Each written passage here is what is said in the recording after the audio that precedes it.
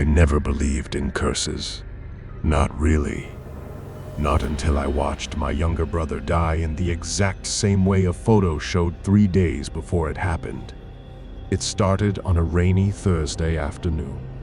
We were cleaning out our grandfather's old house after his funeral. Me, my brother Hamza, and our cousin Zara. That attic smelled like trapped years. Dust, wood, and the faint perfume of something long dead. We found it inside a locked wooden trunk wrapped in velvet, preserved like it was sacred. An old Kodak camera. Heavy, cold, almost resentful. It had a strange inscription near the lens. Every soul has its moment. Let it be captured. Hamza laughed. Let's see if it still works. He pointed the lens at himself and clicked. The flash flickered. A photo spat out from a hidden slot. Instant, like a Polaroid. We all leaned in. Then our laughter stopped. In the photo, Hamza was lying in our upstairs bathroom, throat slit open, blood splattered on the mirror behind him. The same t-shirt he was wearing now. Same haircut. Same face, only dead. He went pale. Is this some joke? I thought it was too. But 3 days later, we found him exactly like the photo. Same pose. Same blood. Same razor on the floor. He had locked the door from inside. After Hamza's funeral, I couldn't sleep. I kept staring at that photograph. It wasn't just a prank. It was something else. I went back to my grandfather's attic, hoping to find anything that could explain it. Hidden beneath the camera's case, I found a leather-bound journal. Fragile pages, scribbled handwriting. The entries were chilling. This camera doesn't capture smiles. It captures deaths. I first used it in 1965 and saw my friend hanging from a tree. He died like that the next week. I tried to burn it. It appeared again in my drawer. I sold it. The buyer died in a fire. Then a final line, written in shaky letters. I took a photo of your grandmother. She was floating in a red river. The next night, she drowned in the bathtub. I asked my grandmother about it. Her hands trembled as she confessed. It belonged to your great-grandfather, a war photographer in 1947. He took photos of massacres, not to remember, but to sell. He didn't care for the dead. One day, a mother whose child he'd photographed cursed him. She said, "Now may every photo you take show you the pain you caused, the deaths you've bought with your greed." My great-grandfather died months later from a heart attack while staring at a photo of his house engulfed in flames. It was the curse of foresight, and it lived in the camera now. I wanted to destroy the camera, burn it, bury it, anything. But Zara, she was different.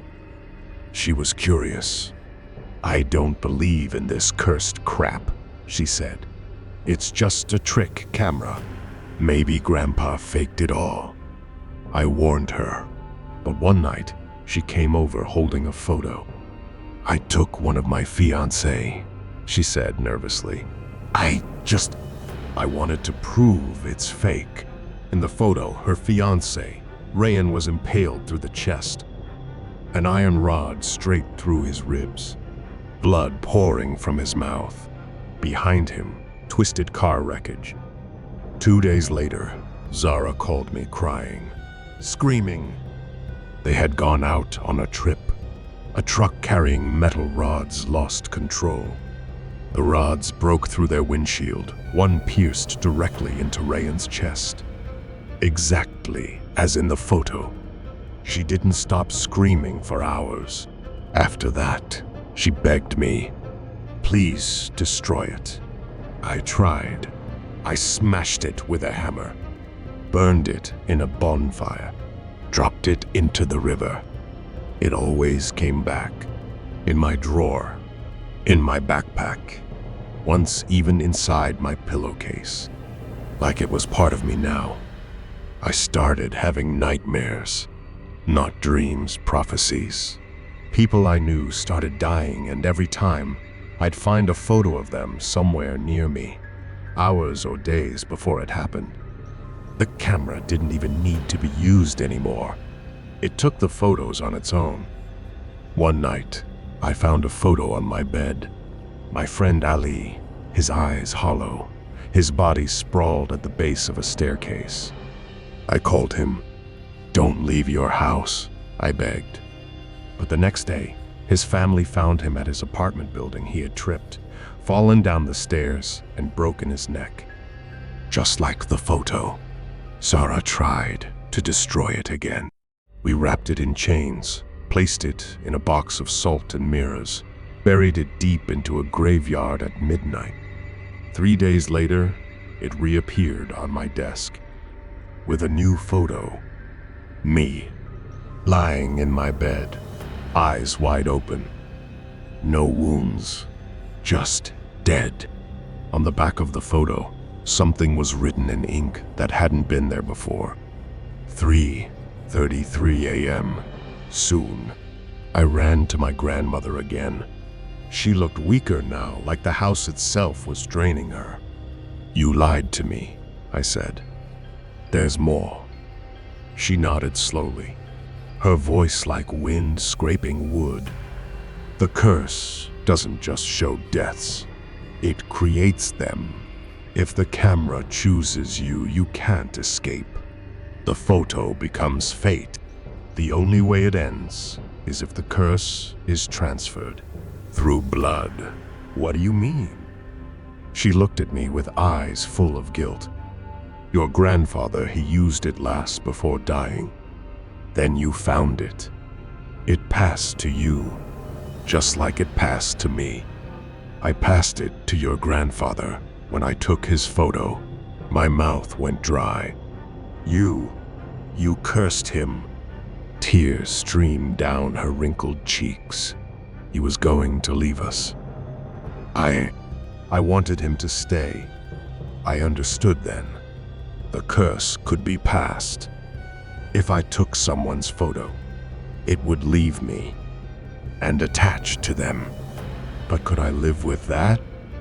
I had two choices. Die at 3:33 a.m. as the photo predicted, or pass the curse to someone else. I waited. 3:29 a.m. 3:30 a.m. 3:31 a.m. I held the camera, hands trembling. There was one person who'd hurt me more than anyone, my ex-best friend, Bilal. He stole from me, lied, left me when I needed him. I stared at his photo on my phone, then pointed the camera at the screen. Click. The photo printed. It was him, slumped in a car seat, a gunshot through his neck. 3:32 a.m. 1 minute left. I dropped the camera and backed away. The second ticked by. I felt my heartbeat in my skull. 3:33 a.m. Nothing. I was still breathing.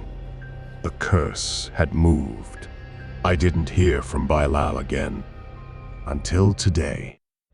I woke up to a message from an unknown number. Just a photo. Me, lying in a pool of blood, face down. Knife in my back. Timestamp tomorrow. 3:33 a.m. My chest went cold. Then another message followed. You passed it. But curses, they don't die. They evolve. You showed it how to survive. Now it knows more. It learns. It waits. And it always comes back. I don't know if I'll make it through tonight. But If you ever find a camera that feels heavier than it should, colder than the room it's in, don't touch it. And never, ever take a photo. If you had the chance to pass a curse onto someone who wronged you, would you? Or would you die with it? Comment below and never look into a lens the same way again.